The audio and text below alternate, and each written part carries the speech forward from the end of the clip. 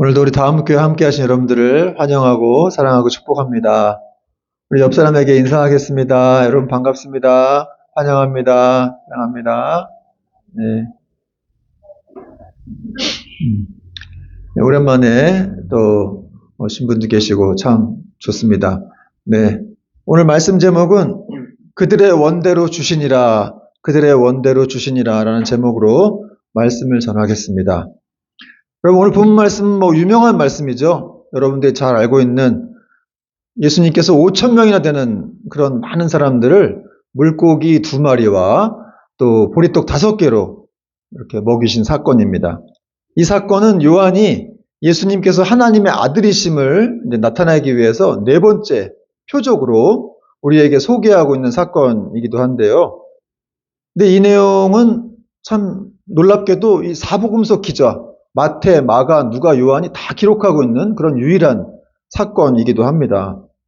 너무나 보잘것없는 보리떡 5개와 이 물고기 2마리를 가지고 5,000명을 먹였다는 오늘의 이 말씀을 통해서 우리는 무엇을 깨닫고 어떤 메시지를 받아야 할지를 좀 살펴보겠습니다.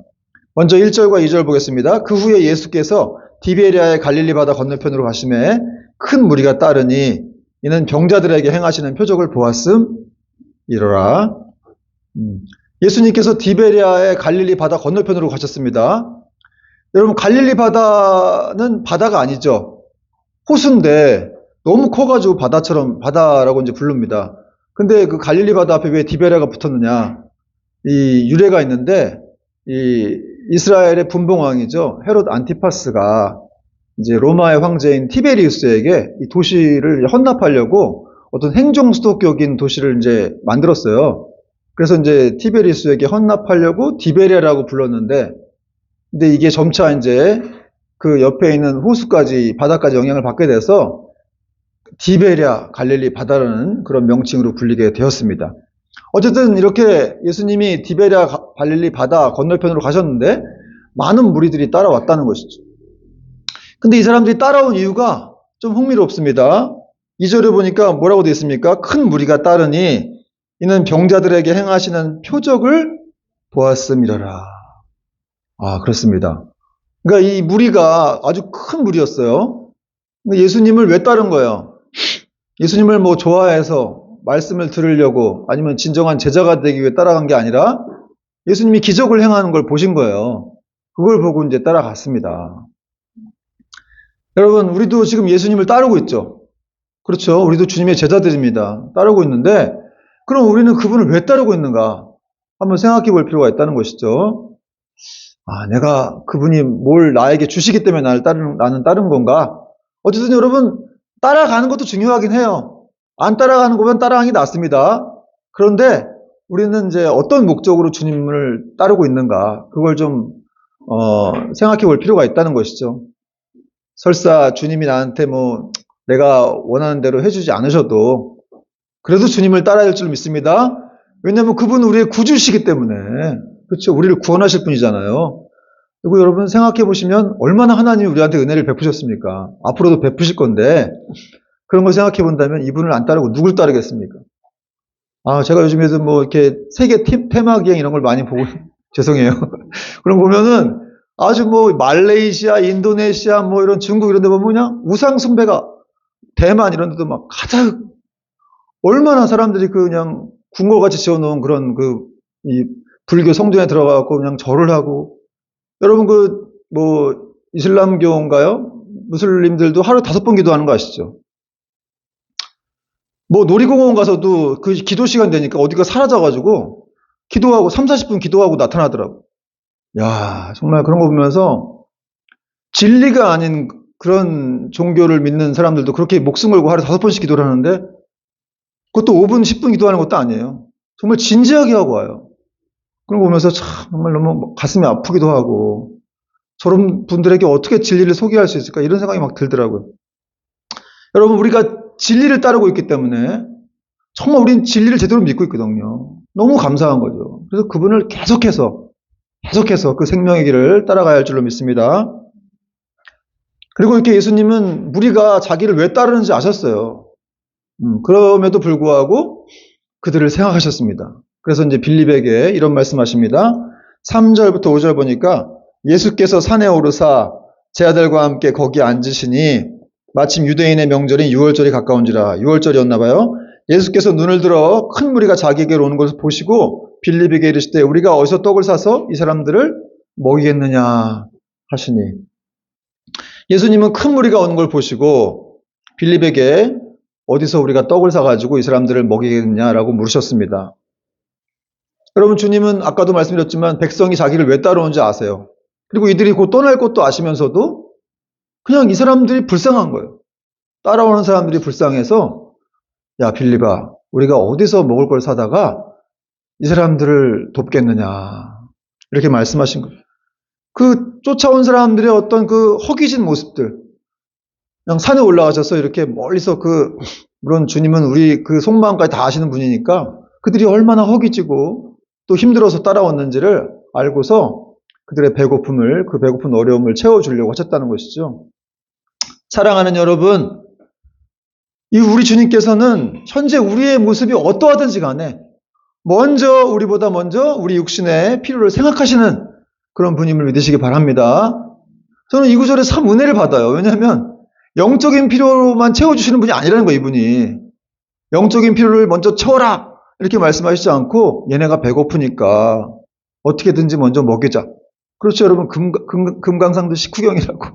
배고프면 먹여야 됩니다. 그렇죠? 주님께서 그걸 아시는 거예요. 우리가 은혜를 아무리 많이 받아도 우리가 연약한 육체를 갖고 있기 때문에 우리는 배가 금방 고프고 또 이렇게 막 몸이 약해지고 이런 걸 주님이 잘 아신다는 거예요. 그래서 마태복음 6장에서도 뭐라고 하셨어요? 무엇을 먹을까 입을까 걱정하지 말아라. 하나님이 이 모든 것이 너희에게 있어야 할 것을 아신다는 거예요. 그럼 주님이 아십니다. 그래서 걱정할 필요가 없는 거예요. 아니, 오죽했으면 그런 말씀 하시겠어요.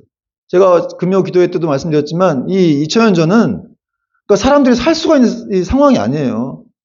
계속해서 로마 황제나 이 헤롯 안티파스가 세리들이 와서 뭘 다 없는 가운데서 없는 살림에서 막 뺏어가는 그런 상황이었기 때문에 정말 살 수가 없는, 너무나 가난한 그런 상황이었는데도 불구하고 예수님이 뭘 걱정하지 말아라. 하나님이 너희에게 있어야 할 것을 아신다라고 말씀하신 것이죠. 여러분, 우리 주님이 결코 정말 우리의 어떤 육신의 필요는 다 무시해버리고 그냥 무조건 영적으로 너무 강해져야 돼, 영적으로만 뛰어나야 돼, 이렇게 강조하시는 분이 아니죠.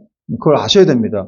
엘리야가 여러분 바알 선지자 수백 명과 싸워서 승리하고 난 다음에 이세벨의 한마디에 확 낙심을 해가지고 어디로 갔어요? 호렙산으로 도망갔죠. 그래서 나만 남았으니 죽여달라고 그랬습니다. 하나님 앞에.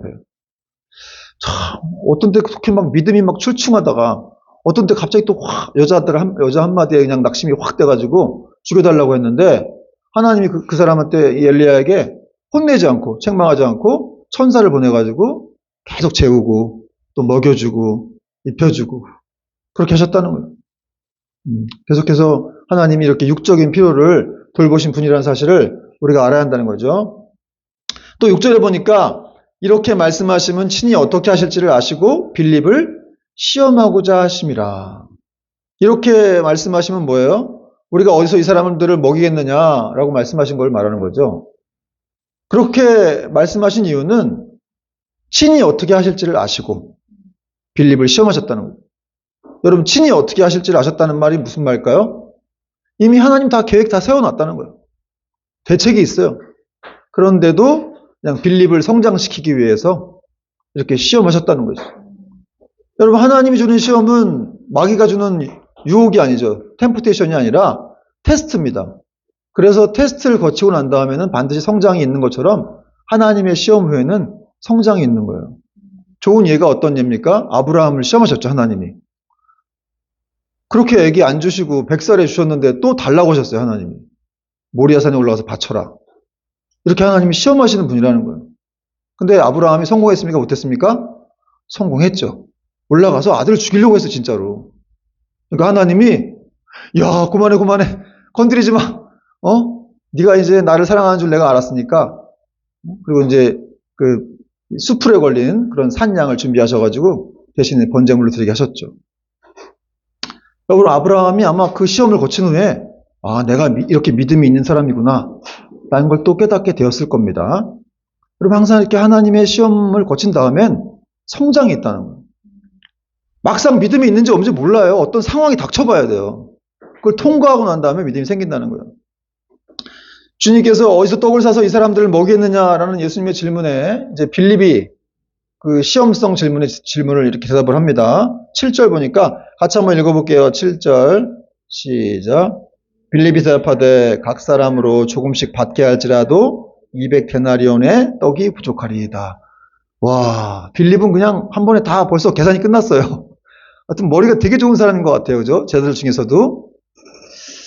이 빌립이 어떤 공부를 했는지 모르겠지만 하여튼 막 계산이 끝나가지고 200데나리온의 떡이, 그러니까 무슨 말이냐면은 이거 아무리 많은 걸 지금 뭐 돈을 들여서 빵을 사와도 사람들이 너무 많기 때문에 조금씩 먹여도 더 많은 돈이 필요할 겁니다. 다 못 채웁니다. 이런 말이었어요. 여러분, 200데나리온, 당시 1데나리온이 그 노동자들의 하루 품삯이었습니다. 그러니까 요즘 말로 하루 품삯을 10만 원이라고 한다면 200일을 일해야 200데나리온을 벌 수가 있는 거예요. 한 2천만 원 이상. 그런 정도로 다 이렇게 빵을 사와도 못 먹인다는 거죠. 더 많이 갖고 와야 된다, 이 말이에요. 여러분, 이 빌립의 말은 참 어떻게 보면 현실성도 있어 보이고, 그렇죠? 정답인 것 같아요. 아니, 정답이겠죠. 그러나 여러분, 정답은 뭡니까? 해결을 해주지 못하죠. 어떤 사람의 뭐 고민 얘기했을 때는 정답만 얘기해 준 사람이 있는데, 주로 제가 그러는데, 정답은 뭐 위로가 안 됩니다. 해결을 해주질 못해요. 누가 몰라요, 정답을? 그런데 빌립은 지금 그런 사람이에요. 계산하는 것이죠. 이렇게. 그러므로 여러분, 영적으로 사실 정답이라고 하는, 이 계산을 한다고 하는 믿음은 결코 좋은 믿음은 아니라는 것이죠. 결론적으로 말하면 빌립이 지금 계산했기 때문에 기적이 이루어지지 않은 거예요. 그러므로 여러분, 우리가 이렇게 점점 커가면서 사실 우리는 참 믿음이 사라진다는 걸 느낍니다. 어렸을 때는 정말 막 어린아이처럼 이렇게 순진하게 믿고 절대적으로 믿었는데 점점 커가면서 우리 믿음이 사라져요. 꿈도 사라져. 왜 그렇습니까? 계산하기 때문에 그런 거예요. 너무 많은 걸 생각하기 때문에. 너무 많은 걸 아는 거죠. 그래서 사실은 믿음의 사람이라고 한다면 조금 어린아이와 같이 이렇게 순수하게 믿고 반응하는 것. 그런 태도가 중요하다는 거죠. 계산하고 싶어도 계산하지 말아야 되고. 계산하게 되면 뭐 제대로 뭔가 될 것 같지만 사실은 믿음이 작동되지 않습니다. 왜냐하면 믿음과 이성, 믿음과 계산에는 차이가 있기 때문에 그렇습니다. 이성이 어떻게 믿음보다 앞설 수 있겠어요? 또 그것보다 더 뛰어날 수 있겠습니까? 결코 이성은 믿음으로 앞설 수가 없는 것이죠. 여러분 생각해 보세요. 우리가 지금 주일 예배 나왔는데 이 주일 예배도 우리가 계산으로 하면 이거 나오겠습니까, 이거? 그렇잖아요? 주말 시간대가 직장인들한테 일주일에 한 번인데 얼마나 황금 같은 시간대예요. 이런 시간을 어떻게 이렇게 소중한 시간을 주일 예배 나와서 주일 성수한다고 하루 종일 여기 앉아 있냔 말이에요. 그렇죠? 새벽기도, 금요기도에도 마찬가지죠. 계산으로 하면 못 나옵니다. 다 바쁘고 힘든데 어떻게 나와요? 또 여러분 요즘같이 경기가 어려운 때 뭐 헌금 내고 11조 내고 이걸 어떻게 해요, 계산으로 하면? 못 냅니다. 그렇게 하면 망할 것 같은데. 자기 돈 내고 선교 간다? 해외 선교? 못 갑니다, 계산하면. 그렇게 하면 뭐 이달 마이너스인데요. 그럼에도 불구하고 그렇게 한다는 거예요. 여러분 이스라엘 백성들이 40년 동안 광야에서 굶어 죽지 않았습니다. 여러분 광야는 가보시면 알겠지만 뭐 아무것도 없어요. 그냥 불뱀하고 뭐 전갈 이런 것들이 있죠. 그 사람들이 계산으로 따질 것 같으면 거기서 40년 동안 어떻게 안 굶어 죽었겠어요? 그러므로 여러분 이 계산이 아니라 성도들은 정말 어린아이와 같은 믿음으로 하나님을 신뢰하기 때문에 이런 예배를 드리고 또 선교를 가고 헌금을 할 수가 있는 거예요. 여러분 계산으로 한다고 그럴 것 같으면 여기서 개척교회를 어떻게 하겠습니까? 그렇지 않겠어요? 계산으로 할 것 같으면 아무것도 안 맞아요. 그러므로 성도에게는 오직 하나님 말씀, 그 말씀을 믿고 정말 가라 하면 가고 또 서라 하면 서는 그런 모습, 또 순종하라고 하면 할 때 그렇게 우리가 주의 말씀에 순종할 때 놀라운 역사가 일어나게 되는 것이죠. 그리고 또 그런 믿음이 일을 하게 되는 거예요.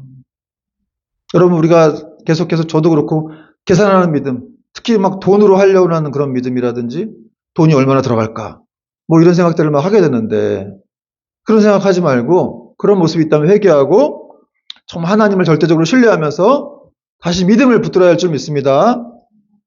성도는 오직 하나님을 오직 모든 문제 해결의 근원으로 삼아야 하기 때문입니다. 우리는 오직 하나님 말씀의 능력으로 사는 존재들이라는 사실이죠. 그래서 여러분 보면 하나님이 쓰시는 사람들의 특징이 있는 것 같아요. 약간 좀 무대폭격이고 막 뒤도 안 생각하고 그냥 앞으로 전진해요. 저도 좀 그런 모습이 약한데 참 이렇게 하나님이 쓰신 사람들은 좀 뭐 생각하지 않고 계산하지 않고 그냥 바로 직진입니다. 뭐 앞에서 어떤 사고가 터질지라도 그런 사람들을 하나님 이렇게 사용하시는 경우가 많이 보게 됩니다. 또 계산하지 않는 사람들은 누가 보든 안 보든 충성스럽게 주님 앞에 헌신을 하겠죠. 여러분, 우리가 시간이 가면 갈수록 순수해지고 더 믿음이 좋아져야 되는데 그 반대가 되는 경우가 많다는 거예요. 계산하니까. 그럼 어떻게 해야 되겠습니까? 여러분, 기도해야 됩니다. 기도해야 되고 성경을 읽고 하나님이 어떤 역사를 이루시는 분이신지, 성경에 얼마나 많은 기적들이 나와 있습니까? 아무것도 인간적인 상황에서는 할 수 없는 상황일지라도 하나님이 하시는 것들을 보면서 우리가 믿음을 키워야 한다는 것이죠.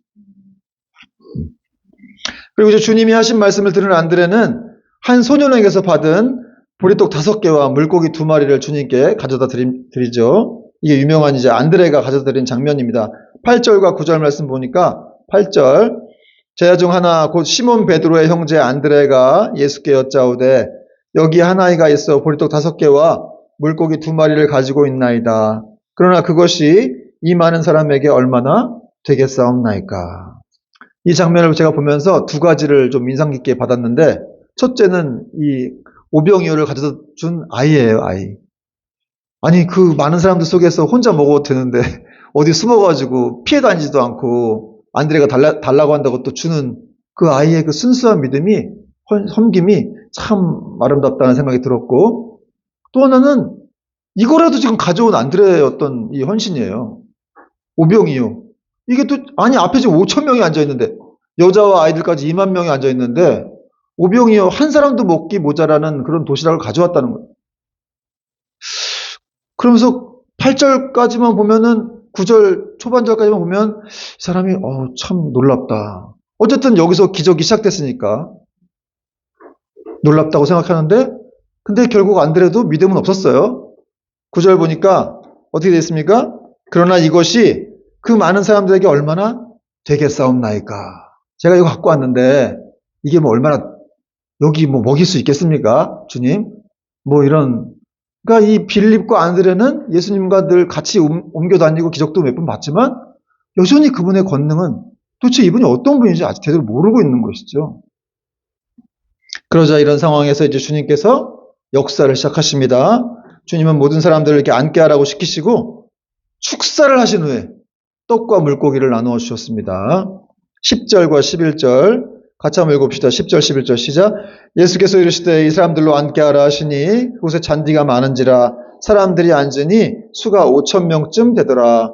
예수께서 떡을 가져 축사하신 후에 앉아있는 자들에게 나눠주시고 물고기도 그렇게 그들의 원대로 주시니라. 할렐루야. 여러분, 주님께서 오늘 오병이어의 기적을 일으키신 곳은 잔디가 쫙 깔려있는 그런 곳이었습니다. 이 중동 지역 사막에도 이렇게 잔디가 깔려있는 곳이 있었나 봐요. 그런 곳이니까 너무 아름다웠겠죠. 그리고 잔디에 이렇게 푹신푹신한 곳, 그런 데서 이렇게 앉아가지고 예수님 말씀을 들으면서 이런 기적을 맛본 거예요. 여러분, 우리 주님은 기적을 행하실 때도 이렇게 아름다운 곳에서 이런 풍경 속에서 백성들이 누리게 하면서 행하시는 분이신 줄 믿으시기 바랍니다. 5,000명이 앉아 있었는데 여자와 아이들까지 2만 명쯤 됐겠죠. 이 많은 숫자는 이 복음의 어떤 한 성격을 대변하는 거예요. 어떤 하늘나라의 큰 잔치, 그런 연회를 보여주는 그런 장면입니다. 그리고 이 오병이어 귀족 하늘의 양식 분배는 감사 기도와 함께 이루어졌다는 거예요. 11절 보니까 예수께서 떡을 가져 축사하신 후에 앉아있는 자들에게 나눠주시고, 이 축사하셨다는 말이 헬라어로 유카리스테오라는 단어입니다. 이게 무슨 말이냐면은 하나님께 감사 기도를 드리셨다는 거예요. 여러분, 우리도 식사하기 전에 감사 기도 드려야 됩니다. 우리 아이들한테도 가르쳐서 잘 가르쳐줘야 돼요. 왜냐하면은 여러분, 우리가 어떤 음식을 먹든지 간에 다 이것이 하나님께로부터 그 양식이 온다라는 것을, 그 자비 때문이라는 것을 우리가 알아야 한다는 거예요. 보잘것없는 보리떡 하나라도, 정말 진수성찬이 아니더라도, 여러분이 먹는 반찬이 진수성찬이 아니더라도 정말 작은 거, 보잘것없는 하나라도 하나님으로부터 오지 않는 게 없다는 거예요. 그래서 예수님은 그걸 알고 하나님께 깊이 감사한 거예요. 우리가 식사 기도를 직장에서도 하고, 뭐 회사에서도 하는데, 회사에서도 하고, 가정에서도 하는데, 정말 그럴 때마다 우리가 여러분 정말 진지하게, 감사하게 기도하면서 하나님의 영광을 드러내야 될 줄 믿습니다. 그냥 눈 한번 감았다 잠깐 뜨고 뭐 신발끈 매듯이 막 고개 숙였다고 올려. 그렇게 하면 안 되고, 여러분 진지하게 최소한 30초 이상, 50초? 이 정도는 기도를 해야 되겠죠. 점점 늘어납니다. 네.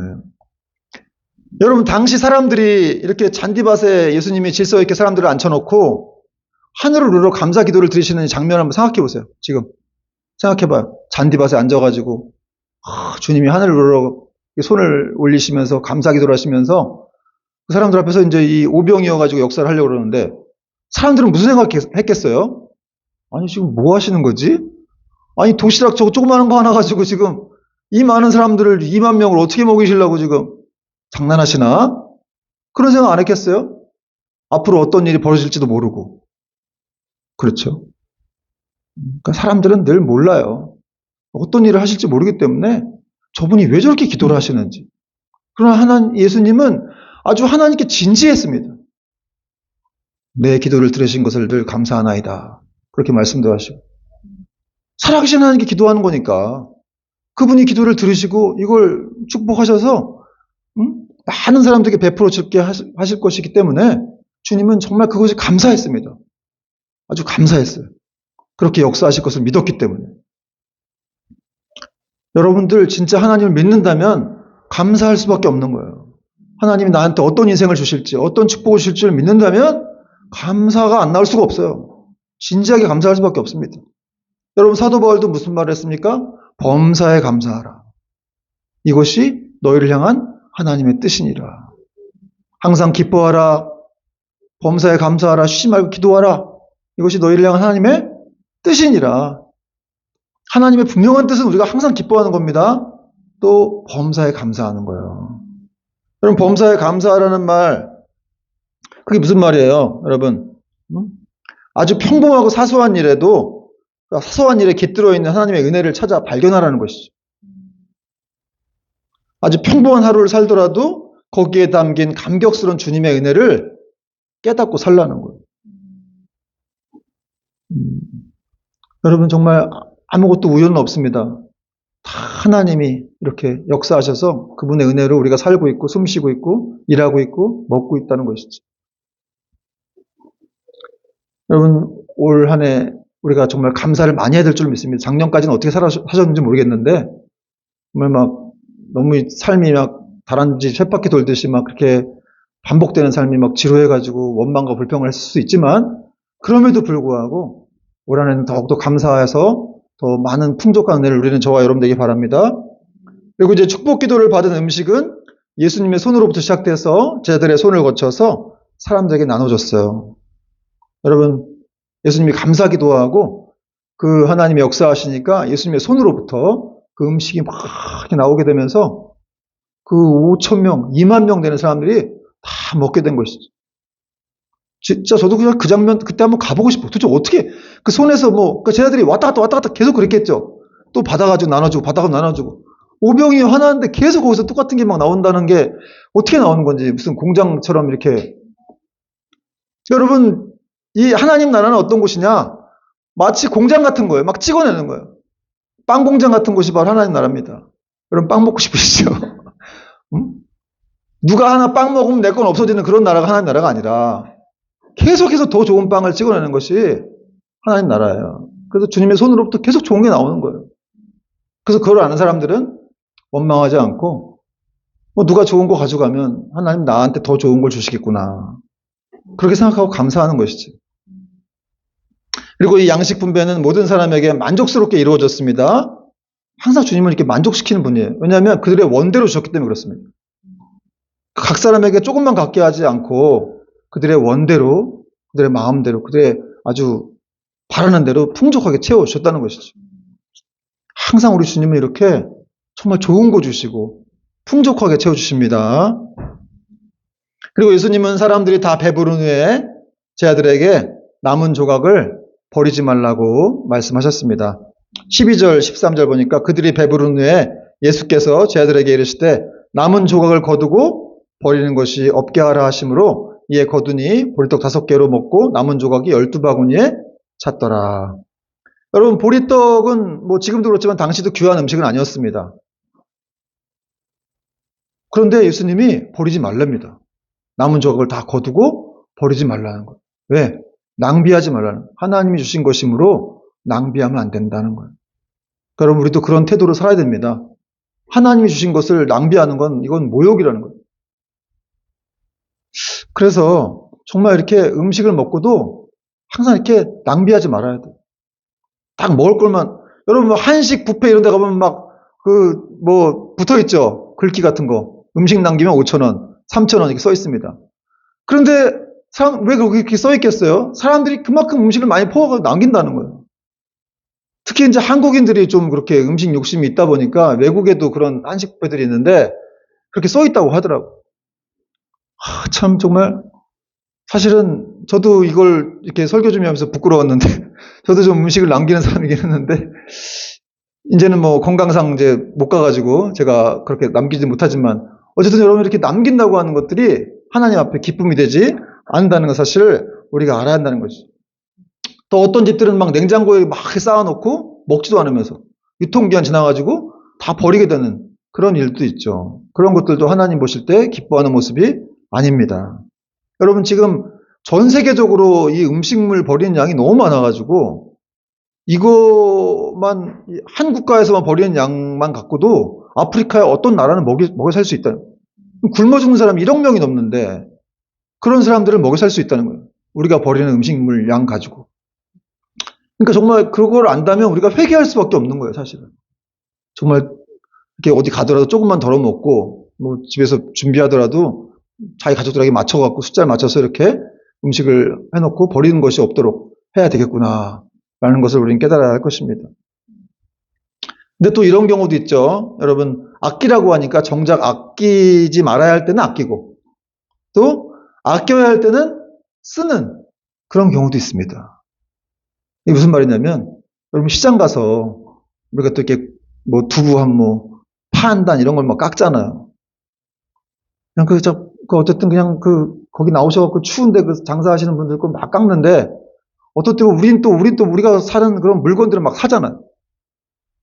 쿠팡이라든지 어딘지 아니면 명품 같은 것도 사는 분들도 있을 텐데 그런 것들은 돈 아깝지 않고 막 사는데 사실 시장에서 이런 것들을 막 깎는다는 거예요. 또 하나님께 드리기는 어려우면서 자기가 원하는 것들을 또 이렇게 사는 그런 우리의 모습이 있다는 것이죠.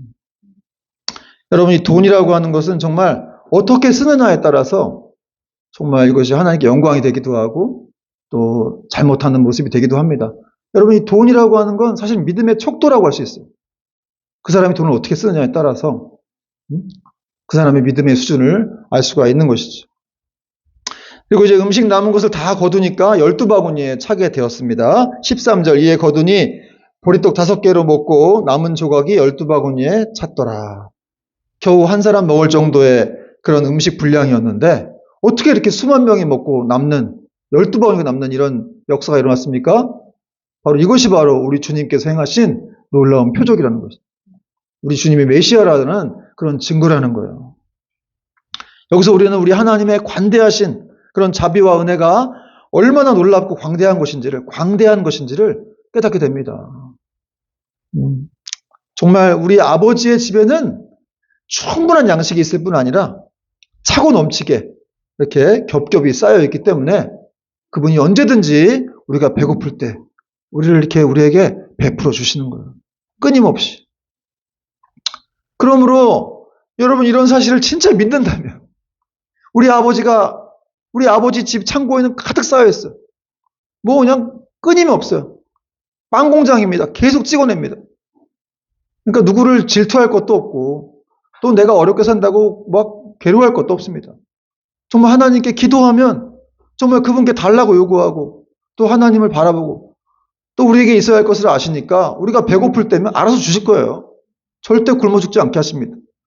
이것을 믿고 너희는 먼저 나의 나라와 의를 구하라. 이렇게 말씀하신 거예요. 여러분 우리 주님은 우리를 잘 푸른 초장으로 인도하시는 목자이십니다.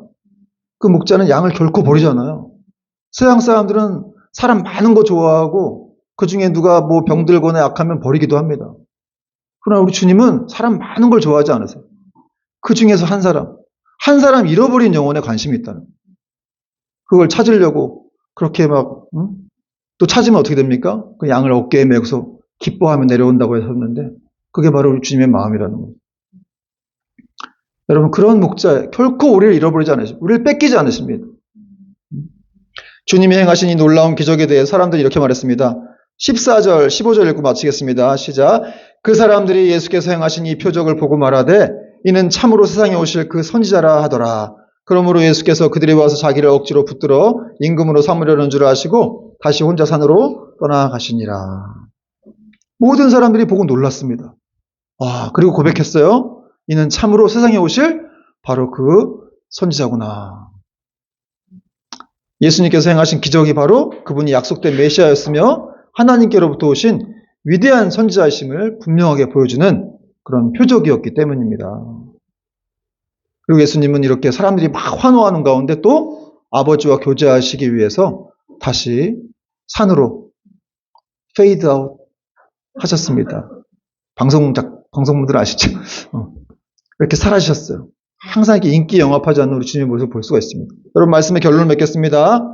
사랑하는 여러분, 우리가 이 메시지를 통해서 우리가 오늘 알아야 되는 건 무엇입니까? 여러 가지를 얘기했지만 중요한 건 사실 하나님이 이렇게 먼저 우리 삶을 돌보신다는 거예요. 자기를 따라온 사람들이 어떤 사람들인지도 아셨으면서도 그 모습과는 상관없이 그 상황과는 상관없이 그들의 필요를 채우시고 육신적 필요를 채우시고 그들을 돌보시는 하나님. 그래서 그런 분을 정말 우리가 믿는다면 우리가 걱정할 필요가 없다는 거예요. 한낱 미물인 까마귀도 돌보시는 하나님이시기 때문에 그보다 훨씬 더 귀한 내가 너희를 이렇게 돌보지 않겠느냐 믿음이 없는 자들아 이런 말씀하셨습니다. 또한 우리가 이 말씀에서 알아야 할 것은 뭡니까? 주님이 결코 주실 능력이 없어서 못 주시는 분이 아니라는 거예요. 여러분 기도했다고 해서 응답이 안 온다고 낙심하지 마십시오. 주실 능력이 없는 분이 아니에요. 우리 아버지 집에는 차고 넘치게 많이 있다는 거예요. 그러니까 때가 되면 얼마든지 그걸 부어줄 수 있다는 거예요. 우리의 삶이 변화되고 어쨌든 하나님의 은혜 가운데 있다 한다면 하나님은 언제든지 이렇게 채워주시고 우리의 삶을 바꿔주실 수 있는 그런 분이라는 사실입니다. 그러므로 이런 사실을 믿는다면 계산할 필요 없습니다. 계산하지 말고 묵묵하게 어린아이와 같은 믿음으로 계속해서 주님을 바라보고 정말 그렇게 그분을 기쁘시게 하는 삶이 될 때 더욱더 하나님의 영광이 임하게 될 줄로 믿습니다. 여러분 올 한 해 더 이러한 모습으로 우리가 주님을 기쁘시게 하면서 주님만을 따라가며 믿음의 길을 멈추지 않는 저와 여러분이 될 수 있기를 주님의 이름으로 축원을 드립니다. 아멘. 찬양하겠습니다.